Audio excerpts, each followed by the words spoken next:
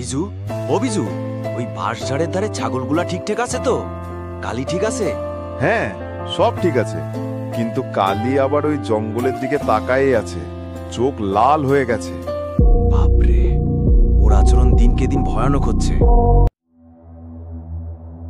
রঘু ভাই, শুনি তোমার কালো ছাগলটা নাকি জিন ভূতের কিছু। মানুষ বলে তেমন।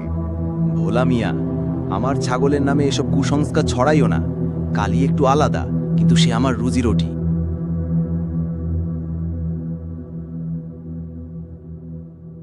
গতরাতে আমি ঘুম থেকে উঠে দেখি কালী দরজার সামনে দাঁড়িয়েছিল।